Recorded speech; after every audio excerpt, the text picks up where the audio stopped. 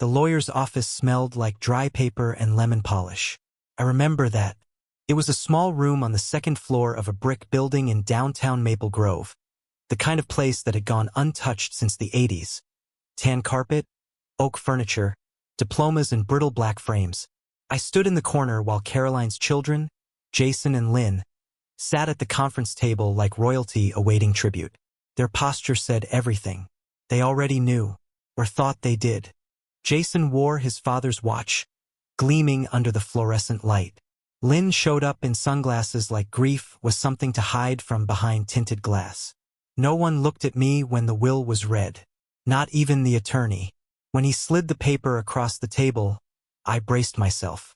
20 years with Caroline. A mortgage I helped pay off. 1,000 weekend projects. And all I got was a folded $20 bill and a polite nod from a man who couldn't meet my eyes. "There is a final item, Mr. Dalton," the lawyer said, as if that explained the insult. "Left specifically for you, as per her instructions." He reached into a drawer and pulled it out. Just a single bill, aged and creased into a square. The way he held it, pinched carefully at the corner, told me it wasn't just money. It was a message. Or maybe a warning. Jason chuckled under his breath. "Guess Mom finally saw through the act." Lynn smirked. Maybe she thought he could finally buy himself a backbone.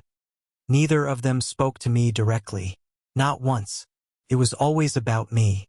I was a shadow in the room. A memory they couldn't erase fast enough. I kept my hands folded in my lap. I didn't respond. I didn't even blink. The meeting ended quickly. Jason and Lynn left with a stack of folders, deeds, account numbers, access codes. They walked out grinning. I walked out with $20 in my jacket pocket, and a feeling like something was unfinished. Something was wrong. At home, I unfolded the bill on the kitchen table. There was no note, no signature. Just that specific pattern of folds, crisp and precise like it had been practiced. Like it had meant something. I stared at it until the coffee went cold in my cup. The next morning, I went to the bank. It was the same branch where Caroline and I had opened our joint account 15 years ago. The same place we used to visit on Saturdays, when things still felt solid. I expected confusion from the teller. I expected a laugh, maybe a gentle shake of the head. What I didn't expect was for her eyes to widen when she saw the bill. "Just a moment, Mr. Dalton," she said, already standing. "Please wait here." 5 minutes later, I was in a back office. The bank manager, a man in his 60s, gray hair, voice like gravel, closed the door behind us, then drew the blinds without a word. "I need to show you something," he said. "But you need to understand this wasn't our idea." He placed a safety deposit box on the table. It looked old, older than Caroline's marriage to me. Brass fittings, scratches on the lid. He slid a key into the lock, my key, and turned it slowly. What was inside didn't shine. It was a file, thick, rubber-banded, yellowed from time. The top page was familiar. My handwriting. The date was from 10 years ago, a plumbing repair I had done on our first home in Richfield. My initials were in the margin. The next page was the HVAC quote I'd collected for her before we refinanced. The page after that, a copy of my email to a roofing contractor printed out, highlighted. On and on it went, receipts, estimates, maintenance logs, insurance adjustments. All of it in my hand. All of it things Caroline had asked me to do, review, or sign. At the time, I thought she was just being careful, organized, maybe even a little obsessive. I never questioned it. I kept notes. I filed copies. I wrote everything down because that's what she liked. But she had been building something. At the bottom of the file was a legal document. One page, titled, Contingency Clause 11D, Discrepancy Trigger. The clause was simple, cold, lawyerly. If any financial discrepancies, misappropriations, or acts of fraud are discovered within the estate and are presented by the bearer of the designated proof, attached bill hashtag 3429874B, serial ending in 712, then the execution of the inheritance is to be frozen in full. Legal review must follow. No assets to be disbursed until the conclusion of independent audit proceedings. It was signed. Notarized. Witnessed. 10 years ago. I sat back in the chair and stared at the page until the edges blurred. Caroline hadn't cut me out. She'd given me the key. That old 20, the one she left me in the will. It wasn't a joke. It was the switch. The trigger. I wasn't her husband in her final hour. I was her failsafe. And suddenly the last 10 years rearranged themselves in my mind. The projects she had me oversee. The way she asked me to always use contractors we could track. Her insistence on copies. Even when I offered to toss receipts, she'd say, "Just put them in the file, please." The vague way she avoided questions about her accounts. The private meetings she had with her lawyer, just to update things. She knew. She knew her children were siphoning from her estate. She knew about Jason's fake maintenance invoices. Knew Lynn had created a consulting firm that didn't exist beyond a P.O. box in Duluth. She had seen it, or suspected it, but she hadn't confronted them. Not once. She let it happen quietly, steadily, and she built her response brick by brick in the background. Through me. And now they thought they'd won. They thought the papers they left the lawyer's office with were final. They thought Caroline had turned her back on me and left them everything. But they didn't know what was in the box. They didn't know that every lie they slipped into her accounts had already been caught.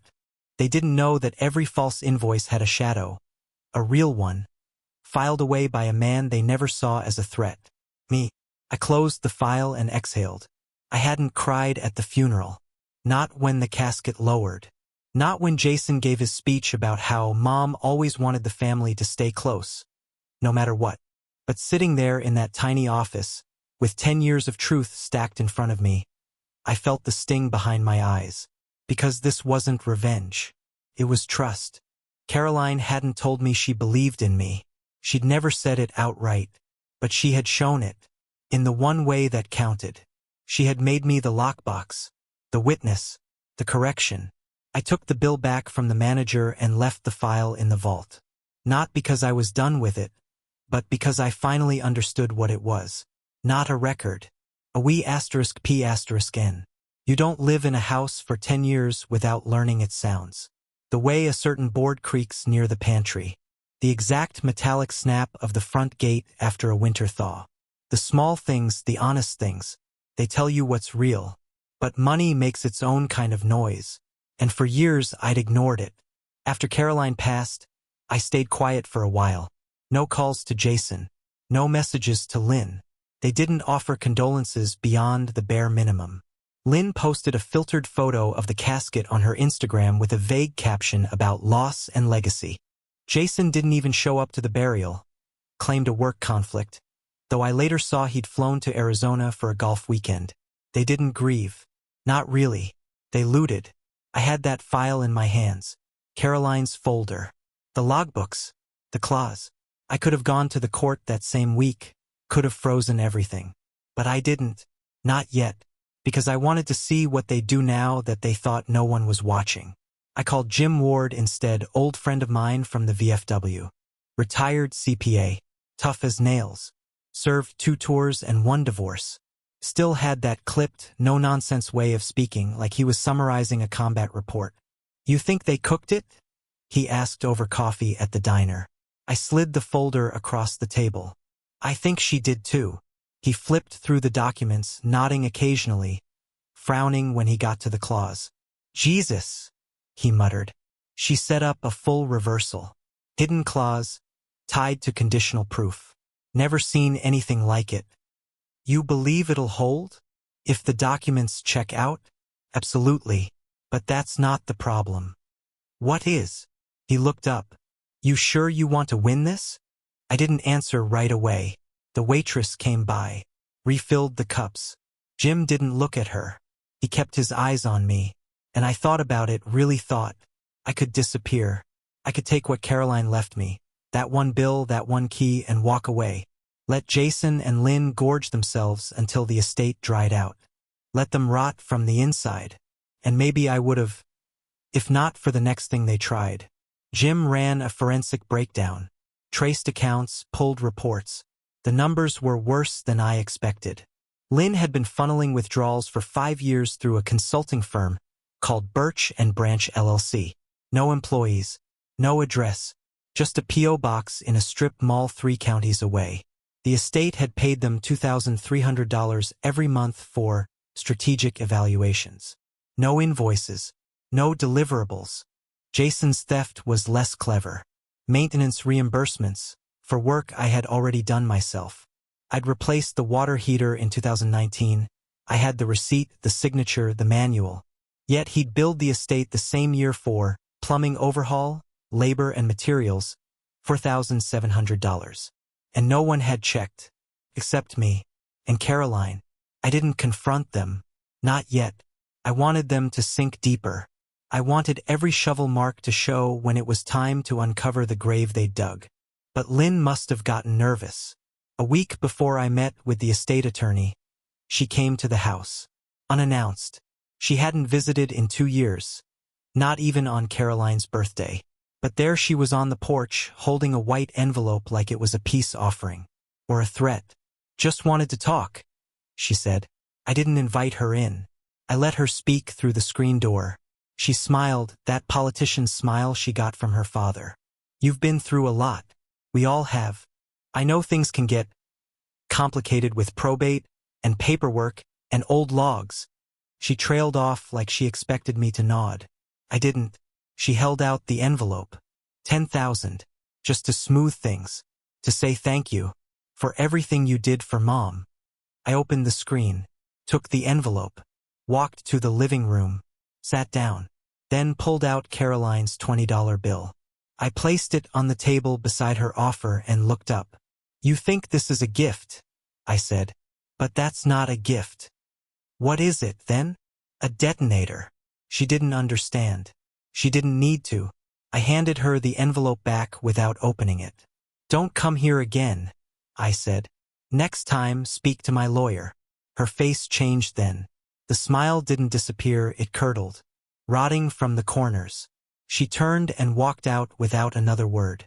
I thought that would be the last straw. It wasn't. That came a few weeks later, not from Lynn or Jason, but from Ben, my stepson, Caroline's youngest. From a different man. The last piece of the fractured puzzle. Ben was 16. Smart, quiet, painfully polite in that way that made it hard to know if he was sincere. He lived with us most of the year, except holidays when his father would fly him to Boston for performative visits. He was the only one who didn't sneer when I fixed the furnace. The only one who ever said, "Thanks." And even he turned. It happened at a school meeting. Ben's class was organizing a trip, a science camp out in Colorado. They needed chaperone signatures, health waivers, payment plans. I'd gone to every parent-teacher conference, every award ceremony. I'd driven him to his first volunteer gig, sat in the parking lot through the entire event. But that day, when the teacher handed me the forms to sign, Caroline cut in from across the room. "He's not authorized." Just like that, a quiet sentence. Meant to be procedural, but loud enough for everyone around us to hear. The teacher hesitated, looked at me, then at Caroline, then back at me. Her hands froze halfway through the form. The moment passed quickly. The subject shifted, but the damage was done. The trip was canceled. Ben didn't speak to me for 3 days. Neither did Caroline. That was the moment I realized something sick had grown inside our home. I wasn't a father. I wasn't even a guardian. I was a placeholder, useful when needed, disposable when not. Caroline had loved me in her way, I think. But she never trusted me to matter in the eyes of her children. And when the moment came to affirm that trust, to let me sign a slip of paper for a school trip, she chose silence. Worse than silence. She chose exclusion. That night, I pulled out every document Caroline ever asked me to file. Every receipt. Every estimate, every page with my name on it, and I created 3 folders. One for Lynn, one for Jason, one for the court. I stopped being quiet. The courtroom wasn't large.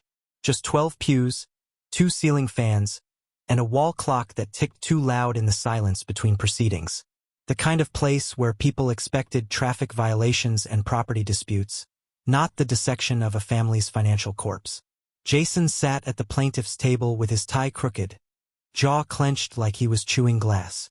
Lynn wore charcoal gray, expensive, tailored, probably paid for with Caroline's money. They hadn't spoken to each other before the session started. That was new. They used to laugh together, whisper behind my back. Now they looked like strangers waiting for a fire to finish burning. My seat was in the back. I hadn't been called yet. I was a formality, technically, a witness, an executor by surprise. Caroline had placed me outside the chain of inheritance, but inside the chain of evidence. A quiet knife left in a locked drawer, and now I had opened it. When the judge entered, the room fell into that strange reverence. Half ceremony, half dread. He was a tall man, late 50s, with a stern jaw and a reputation for low tolerance and fast rulings. I'd seen his name on municipal audits. He didn't play. The estate lawyer was present, Caroline's old associate, Harold Kemp. He was the only one who looked calm, because he knew what was coming. He called the first motion, Presentation of Clause 11D. Lynn shifted uncomfortably. Jason turned to her, whispered something sharp. She hissed back. But no one stopped the wheels once they started moving. Harold rose. Your Honor, the late Mrs. Caroline Dalton included an emergency clause in her estate plan, one triggered only by a specific form of proof. That proof has been presented. We request immediate review of the evidence and freeze of disbursements, pending audit. The judge raised an eyebrow. What kind of clause are we talking about? Harold lifted the folder. One that was built 10 years ago and entrusted only to a third party. Mr. Dalton. The judge looked over at me then. Not kindly, just measuring. Mr. Dalton, he said, do you have documentation to support this motion? I stood. I do, Your Honor. Then let's see it. What followed was quiet, methodical. I walked to the front and opened the binder I had prepared. 3 tabs. Red for Jason, blue for Lynn, black for general estate logs. Everything Caroline had left. Everything I had added. Receipts, checks, signatures, corresponding bank records, work orders I'd completed myself, invoices Jason had submitted for work I had done, side by side with the originals. Lynn's consulting payments cross-referenced with the firm's empty LLC registration. I didn't speak unless asked. I didn't editorialize. I didn't accuse. I presented. The truth did the rest. Lynn cracked first. When the judge asked her to confirm the payments to Birch and Branch, she hesitated. I was managing strategy, she said. What strategy? Estate. Optimization. Can you show us one report, document, or plan? She went silent, then stammered something about verbal updates. Her lawyer shifted uncomfortably, sweat shining on his bald head. Jason didn't crack. He exploded. These records are biased, he said, slamming a hand on the table. They're from him, a man my mother didn't even trust enough to name in the will. The judge leaned back. And yet she trusted him enough to hold 10 years' worth of maintenance logs, certified under her signature. Trusted him enough to create a clause that gives his file power over this entire estate. Jason opened his mouth again, but the lawyer grabbed his arm, whispered something fast. Jason cursed under his breath and dropped into the chair.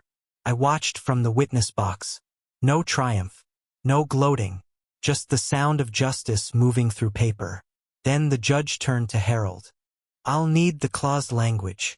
Harold handed it over, printed, highlighted, clean. The judge read in silence for a long minute, then looked up. This clause was constructed within Minnesota's allowable contingency language. It is enforceable, and based on what I've seen today, it has been properly triggered. He picked up his gavel. As of now, the estate is frozen. All disbursements halted. Assets are to be transferred to third-party management pending full audit. Any attempts to sell, transfer, or hide financial holdings will be prosecuted as fraud. He struck the gavel. Jason stood too fast. Lynn looked like she'd been slapped. I sat down, hands folded, feeling something I hadn't felt in months. Not relief, just weight shifting. The court adjourned. People filed out. Lynn's lawyer tried to approach me in the hallway, asking for clarity on the scope of the documents. I ignored him. Outside, the air was cold and wet. Early spring, late frost. I stood on the steps for a while, watching my breath in the air. Then I saw something that stopped me. Then, my stepson, waiting on the sidewalk, shoulders hunched, hands in his hoodie pocket. He didn't say anything when I approached. Just looked up. Eyes rimmed red, but not from crying. Just tired. "You knew?" he asked. I nodded. "And Mom? She left it for me. All of it." He nodded too, like that answered something he'd carried for a long time. "I didn't know about the trip," he said. "They told me you didn't want to sign." "I know. I'm sorry." That hit harder than anything in the courtroom. We stood there in silence. The courthouse behind us. The city moving around us like we were statues. Eventually, I said what had been sitting in my throat since the hearing. She didn't trust them. Not with money. Not with memory. She trusted me to hold the line. And I did. He didn't answer. But he stayed. That was enough. In the weeks that followed, the audit confirmed everything. Jason had billed the estate for over $82,000 in false repairs. Lynn's firm had pulled more than $140,000 over 5 years with no deliverables. The auditor wrote, "Deliberate obfuscation patterns consistent with long-term internal fraud." They were stripped of executor power. Their access revoked. The court appointed a third-party fiduciary, someone with no ties to the family. Most of the remaining assets were frozen for repayment. Some liquidated. The vineyard share? Sold. Lake Ellen House? Placed in the housing fund Caroline had named in a separate clause. A small trust to assist elderly homeowners with emergency repairs. That part mattered more than anyone knew. It mattered because Caroline hadn't just built a bomb. She'd built a better house. Jason and Lynn tried to appeal. Claimed mental distress, unfair targeting, bias by proximity. They even filed a motion to question the validity of my documents. The judge denied all of it, pointed to the clause, to the records, to the forensic report. Paper doesn't lie. And Caroline had made sure the truth would last longer than her voice. I moved in late October, when the leaves were still on the trees but too brittle to hold. The new house sat on the southern edge of Rochester, just outside the city line. A single-story ranch with faded blue siding and a warped porch rail. It was nothing compared to what I'd built with Caroline. Smaller, plainer, empty. But it was mine. I didn't bring much. A few tools. My notebooks. A folding table I used as a desk. The bed creaked and the faucet whined when turned too fast. But there was a strange comfort in the silence. No muffled arguments through bedroom walls. No footsteps stomping overhead. No mocking voices echoing down the stairs. For the first time in years, the house did not hate me. The porch needed work, so I started there. The wood was soft in places, rot in the joist's waterlogged edges. I tore it down in the mornings and rebuilt it in the evenings, piece by piece. No contractors, no estimates, just my own hands and a weathered ledger to track the materials. The same way I had always done things. Neighbors didn't ask questions. A few waved from across the street. One brought over a pie and said, "Welcome to the edge of nowhere." I nodded, said thanks, didn't invite her in. I wasn't ready to be seen by people who hadn't watched me disappear. Saturdays became a ritual. Coffee at sunrise, black and too strong. I'd sit on the porch and flip through my old logbooks. Not out of nostalgia, out of habit. I'd built my identity into those pages. My handwriting was proof that I had existed in someone else's life, even if they'd erased me when it was convenient. I never spent Caroline's $20 bill. I kept it in the envelope it came in, the original one from the lawyer's office, brittle now from being opened too many times. I slid it into the back of my black ledger, next to the final copy of the clause. Every so often I'd take it out, unfold it, press it flat on the table, and remember, not the betrayal, the precision. She'd known exactly what she was doing, not just with the clause but with the timing, the control. She'd let Jason and Lynn dig their own hole. She could have stopped them years ago, but she didn't. Instead, she handed me the blueprint, quietly, without ever saying the words. In the end, she didn't give me love. She gave me clarity. Some people asked if I'd go after the money, try to get back what they stole, sue for emotional damages, file for executor's compensation. But I didn't want blood money. I didn't want their name inked onto another check that passed through my hands. The moment I won, I walked away, because I hadn't done it for revenge. I did it because someone had to speak for the paper. And now the house was quiet. Sometimes, late at night, I would hear the ghost of Jason's voice, that sneering tone, the way he spat the word stepfather like it was filth. I'd see Lynn's smile, that tight, rehearsed mask she wore whenever she lied, and I'd wonder how far back it had started. The resentment, the theft, the need to make me small. I don't think they ever saw me as a person, just a wall to lean on until they found better footing. But walls crack. The news of the court ruling made its way through the family slowly. I know because I received 2 letters. One from a cousin of Caroline's, a woman I'd only met once, at a Christmas party 15 years ago, who wrote to say she never trusted those kids and hoped I was finding peace. The second was from Ben. Just a postcard. No return address. It said, "I understand now. I'm sorry it took too long. I hope you're doing okay." That was it. I stared at that line for hours. Too long. He was right. Time had passed like a slow leak. One drop at a time until everything beneath me had rusted. And when the final drop fell, it collapsed without ceremony. I never responded. I didn't know where to send it. And some words only matter when they come too late. The money went to the housing fund Caroline had named in her final clause, a place that offered low-interest repairs for elderly homeowners. I read the newsletter once. They'd helped fix 3 roofs, a driveway, and 2 failing HVAC systems within the first 6 months of funding. I donated my repair journals anonymously, offered to consult if needed. That was enough. One day, I got a call from a reporter. She was writing a story about unusual clauses in Minnesota estate law. Wanted to interview me about Caroline's legacy. I said no. Told her everything that mattered was already written down. She asked what the clause had done for me, if I felt vindicated. I paused, then said, "It didn't give me closure. It gave me a ledger." She didn't understand. They never do. There were nights I wondered what Caroline would say if she'd lived to see the clause used. Would she have apologized? Explained?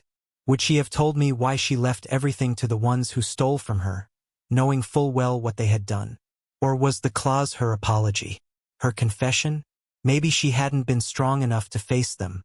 Maybe she'd built the trap because she couldn't bear to watch it spring. Maybe she wanted to protect the image of family without accepting what it had become.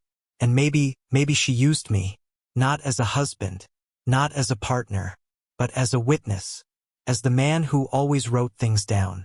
But I don't blame her. Not anymore. Because in the end, when everyone else tried to erase me, she made me impossible to ignore. The house in Rochester never became a home.